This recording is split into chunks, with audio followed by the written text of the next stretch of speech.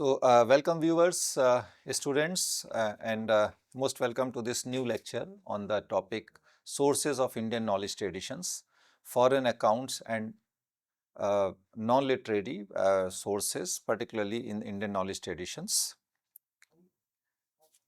The agenda for today's discussion are set like comprehending the idea of foreign sources, understanding traveler's account, identifying the non-literary sources, and finding out various traditions, then analyzing importance of such sources.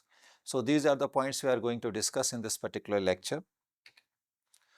We have a glimpse on the idea of foreign sources for Indian culture and knowledge traditions, how the Indian culture and different dimensions of Indian culture are depicted in different sources. They belong to foreign travelers or to foreign scholars or those visitors who went on visiting to India as a trader or sometimes as writers or sometimes as translators. So, we have to see all such things. Foreign travelers, envoys, geographers and scholars, their accounts are valuable for three main reasons.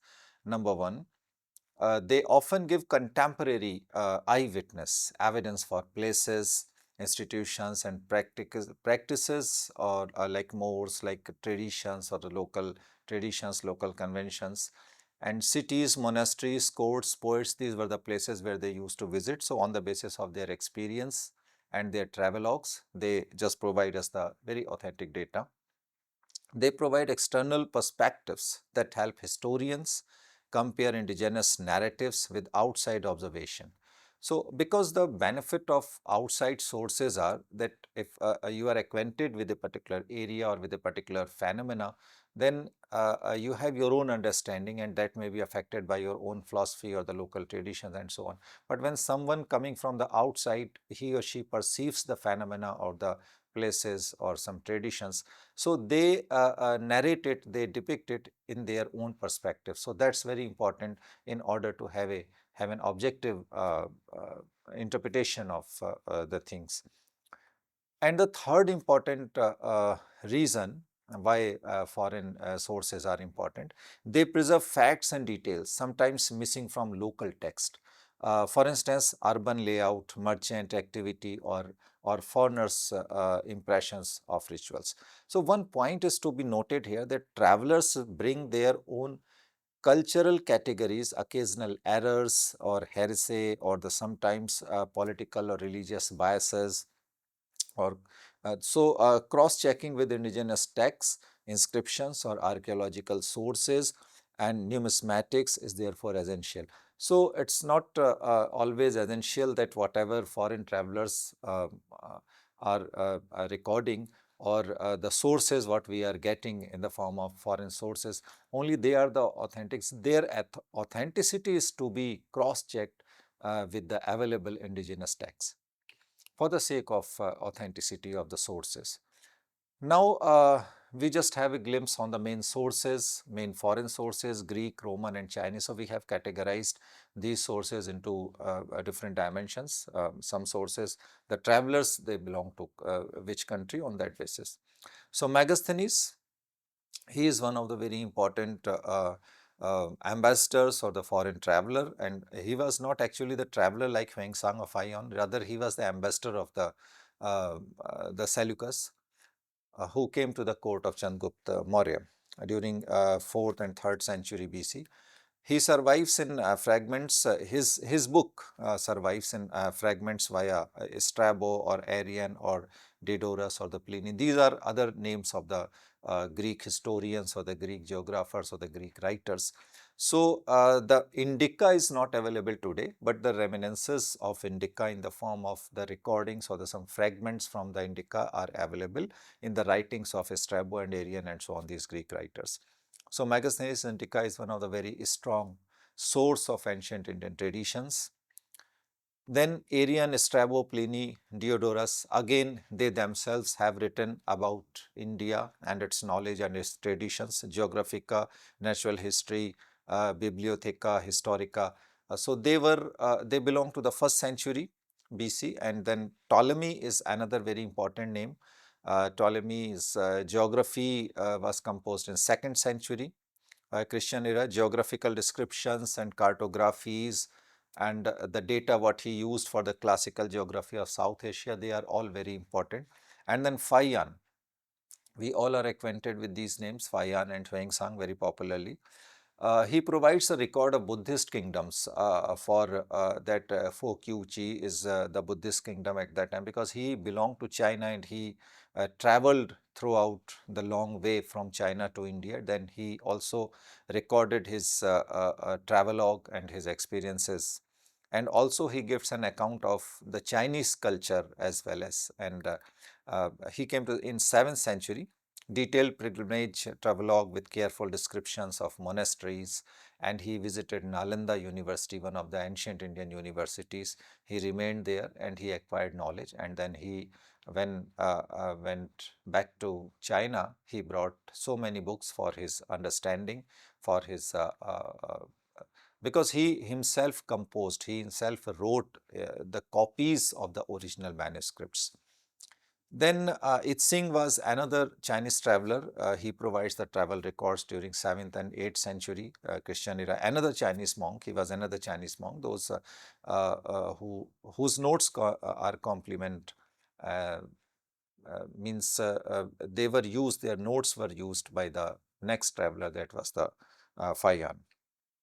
And then we come to the medieval Arab Persian or geographers or the scholars. They came from 1st century AD onwards. Al-Baruni was one of the very important foreign traveler.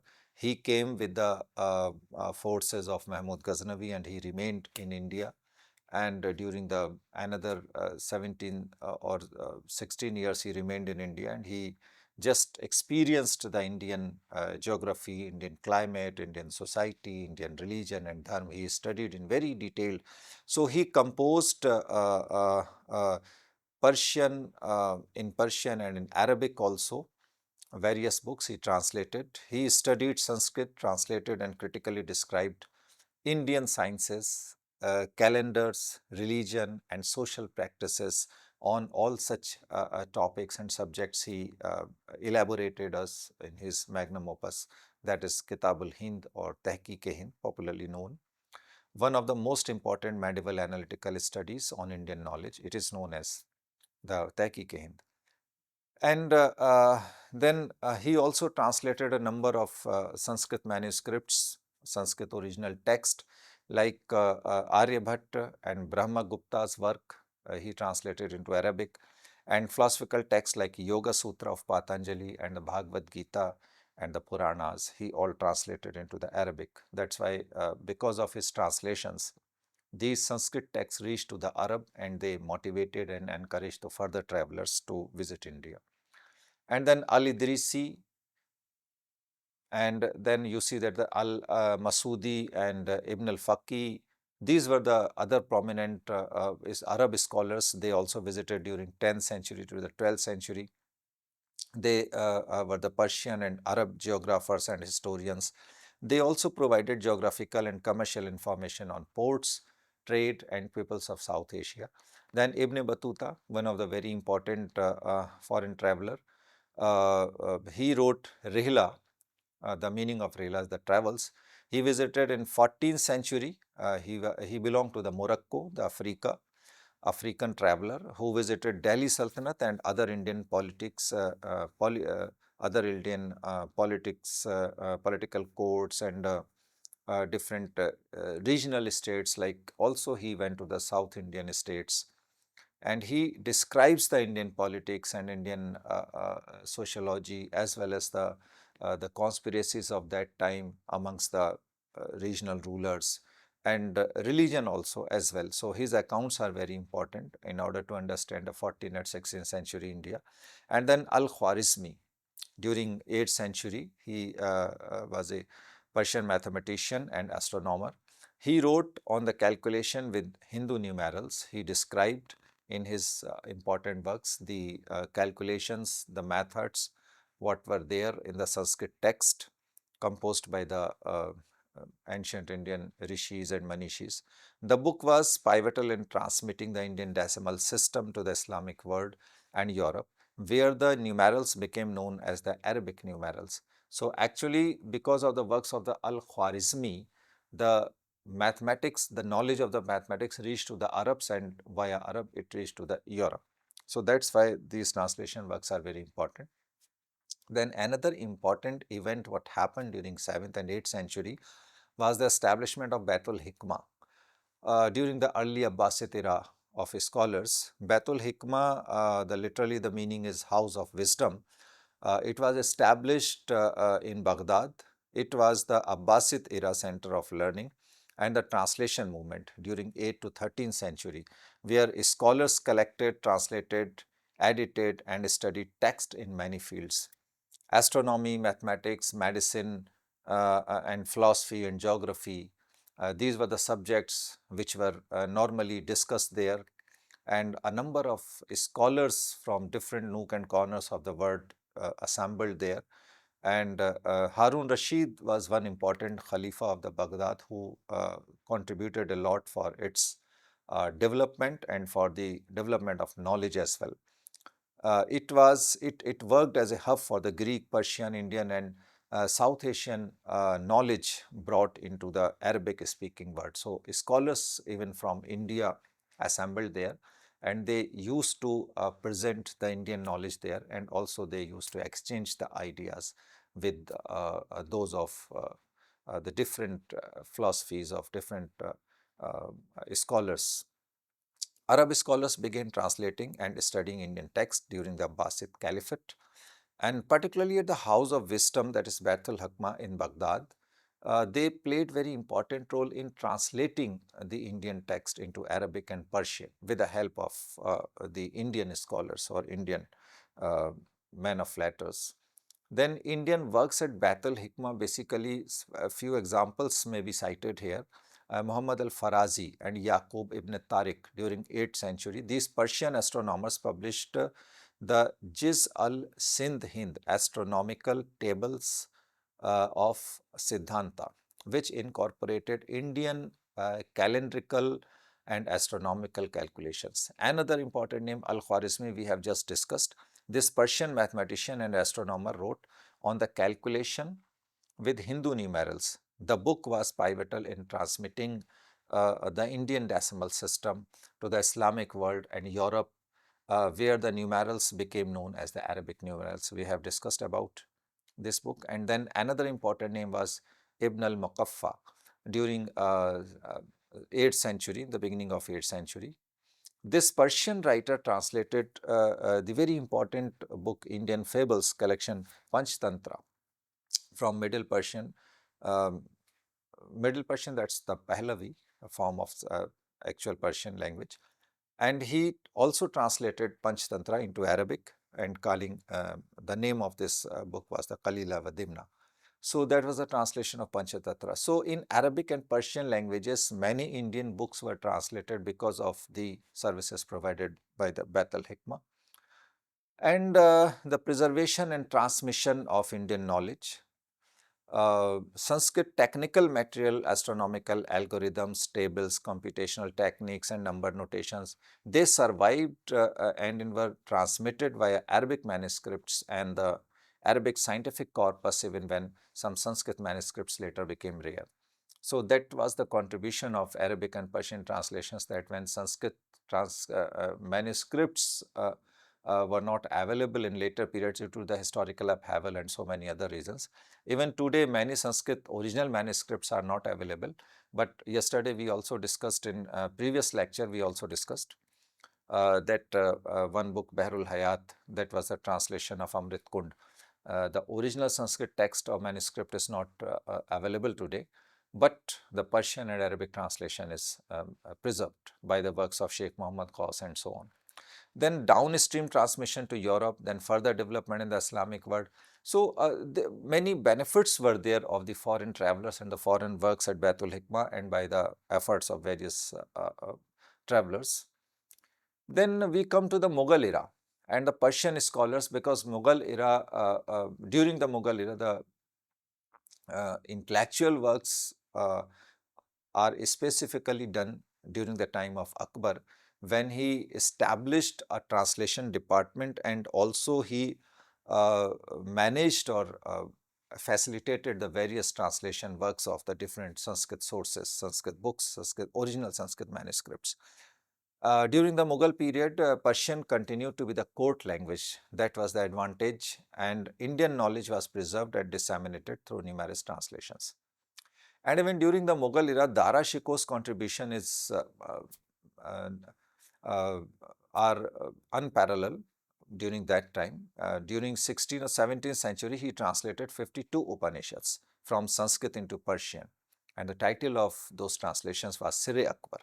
And the meaning of this term Sir Akbar is the great secret. Then Faizi, he was a courtier of Akbar during 16th century again at Emperor Akbar's court. Faizi translated the Indian mathematical text Leelavati into Persian. And then Abdul Qadir Badayuni at Akbar's court, he translated the Ramayana and Sinhasan Battisi into Persian. Then Haji Ibrahim Sarhindi, he was another scholar during Akbar's reign. He translated the Atharva Veda into Persian. So these are the few examples of the translation works during the time of Akbar. A list is very long due to the paucity of time. We are not presenting here, but I am just giving you a glimpse of the translation works, and it's important as a sources. Early modern and pre-colonial foreign observers are also equally important, like the Arab and Persian and the Greek and Chinese travelers. During even the last part of the Mughal empire, these people visited from different parts of the world, like from Europe. Niccolo Manucci. He also composed one book during 17th century. He was an Italian resident in Mughal India. He wrote the memoirs of court life under Aurangzeb and Shah Jahan. So, if you have to know, if you wish to know about the period of the Aurangzeb and Shah Jahan, though Manucci's accounts are very important source. Then Francis Bernier, he traveled in the Mughal Empire during 17th century. French physician, he was actually by profession, and traveler also. Observations on Mughal polity and society and economy are very important accounts what he provides.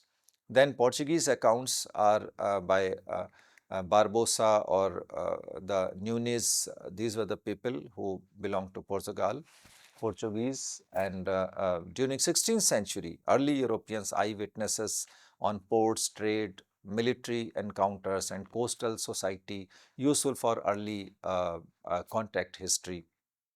And then Marco Polo, one of the very important and very important authentic source, the travels of Marco Polo during 13th and 14th century. He also provides the account about the Mongols and their kingdoms in China.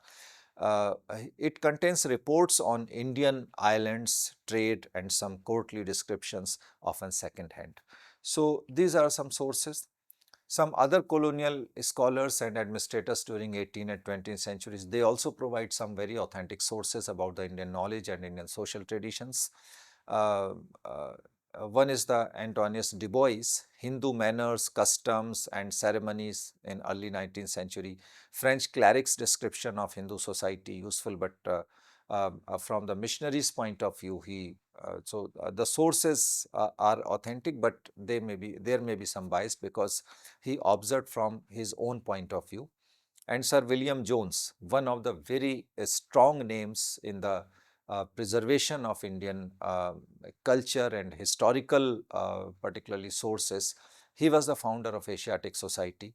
He exhorted essays and translations during late 18th century. Orientalist who studied Sanskrit text and helped establishing modern Indology.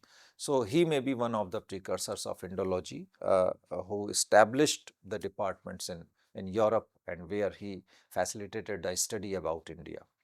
Then James Prinsep, because of his efforts, the Ashoka's empire could be revived, and he deciphered the Ashoka's rock edicts and pillar edicts. So his contribution is immense in the preservation of Indian history, Indian culture, and sources which belong to ancient India. And apart from James Prinsep, James Mill, H. Wilson, they also wrote the history books about India. However, they are biased, but that during that time their works were immense, because later on we came to know by certain other sources from different sources. When we cross-check the history, then we came to the conclusion that there are some sources are from their own perception. So that's why there may be an element of biasness. Then colonial translators and administrators, various other people like Elphinstone's, he's famous for his history, Elphinstone's History of India, early 19th century. He provides the administrative and historical impressions used by colonial governors. Then Sleeman and many district officers, they also recorded the local customs and conventions, and in the government accounts, in the gazetteers, the sources of the local customs or the conventions or the traditions and religious ceremonies are preserved in the form of the district records. So, these are also very important. Silliman is one of the important person for preserving all such records. Then Vasco da Gama, who can forget him, voyage to India. Vasco da Gama's reached to India in 1498. Voyage established the first direct European sea route to India around Africa, fragmentally changing global trade by bypassing overland routes and Arab intermediaries. So, because of the voyage, sea voyage of the Vasco da Gama, Arabians also came in the contact of India, and the routes to India were open to the Europeans because of the Vasco da Gama's travel. Then certain other non-literary sources are there apart from the traveler's account. They may be epigraphy and inscriptions. Like what it is? Inscriptions on rock, pillars, temples, wall, coppers, plates and coins. Why they are important? Because they are precise, datable records for political history, land grants, legal norms, administrative organizations, religious endowments, donations to temples and monasteries and so on. For example, Ashokan edicts or the copper plates grants or the Tamil Brahmini inscriptions, they are all the examples of these epigraphy and inscriptions. And what they tell us, what type of information we receive from them? King's list, patronage, networks, taxation and land tenure system, or names of officials, guilds, activity and temple economy. So, all such sources are available because of the epigraphy and inscriptions. Here are some examples of epigraphy and inscriptions on your screen. You can see like these are certain illustrations. Then again, the non-literary sources include the coins and the numismatics. Uh, Coins find punch marks, cast, die struck or the hoards and monetary inscriptions. Why they are important? Because chronological anchors and evidence of political authority, trade links, iconography and economic practices, monetary economy or the various other uses. So, because the name of the kings were also inscribed on the coins. So, because of the study of coins under the numismatics, we come to know about the name of the ruler and the metal used for that time for the making of the coins and so on, and the technology at that time. So, certain coins are there on your screen. You may pause it and you may study. Different time periods, coins were different. They provide us the different informations, and they are very authentic source of the technological knowledge and the political knowledge or the social knowledge of, or economic, particularly economic knowledge of that time. Then, for example, punch mark coins, early historical India, Indo-Greeks and Kushan coinage, and the cultural exchange of the Chola or the Vijayanagaram coin series also. Then monuments, temples and architectures, they are also very strong sources like standing architecture, temple complexes, stupas, monasteries, step wells, forts, places and so on. For example, the great stupa of Sanchi, Ajanta and Ellora caves, or the temples of Tanjavur, Rajrajeshwar, Vradishwar temple, Konark Sun temple, Khajuraho temple, and step wells, Rani Ki Pao in Gujarat, and so many other, because they provide us the information about the irrigations and the canal system and administrations regarding the agriculture and so on. Rituals, practices, iconographic programs, artisans, guilds and so on. Such informations are derived from these sources. For example, on your screen certain temples are given here. You may have a glimpse of them and you may just astonish that what was the level of technology during that time. Such technology was available. That was the level of Indian knowledge traditions that were helpful, that artisans were available at that time, the technology was available, that was the level of knowledge. Even during the medieval period, you may see that Taj Mahal was constructed as one of the seven wonders of India. So it was not possible because of without the high level of knowledge.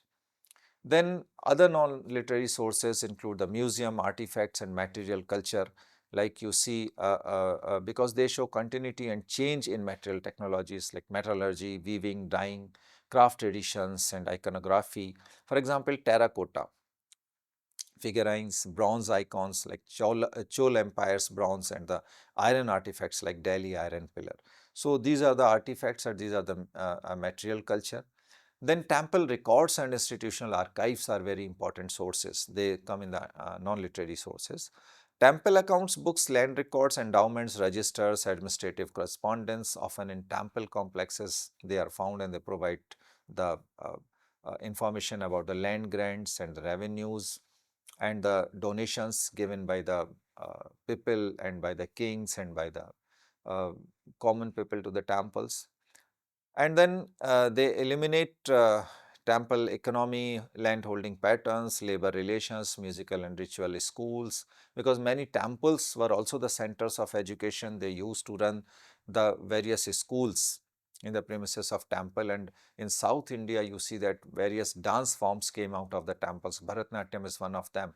So temples were the sources of education, the skills education, the arts and culture was the was preserved at the temple. So temples were the very important source of information of Indian knowledge traditions. For example, Chola temple inscriptions recording gifts to priests and dancers, temple kitchens and guild records in South India.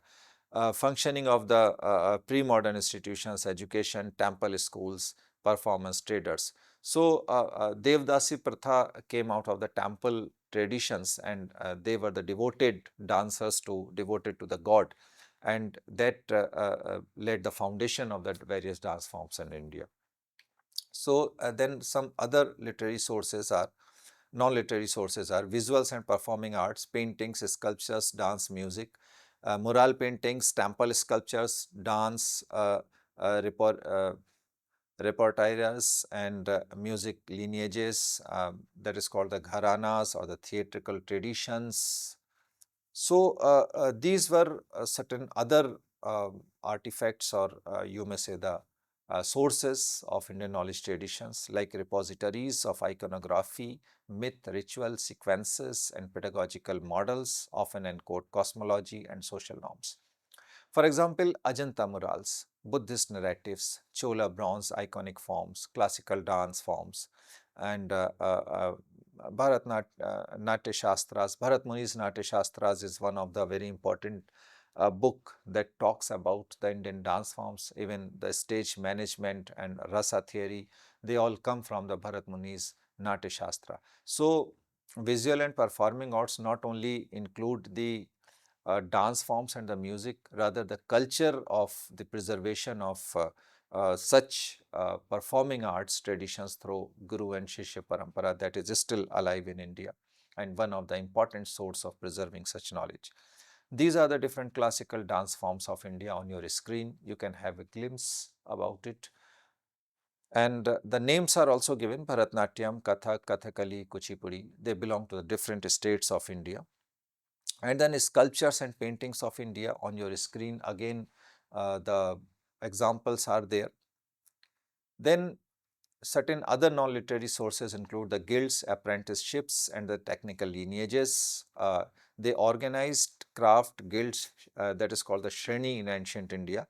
Teacher apprentice system was there, specialized schools were there, for example, carpentry, metalwork, stone carving, where the skill education, a vocational education was provided. Why they are important? Because they show institutionalized transmission of technical knowledge, quality control and mercantile networks. For example, guilds, inscriptions in temple foundations, guilds financing ships and trade in medieval ports.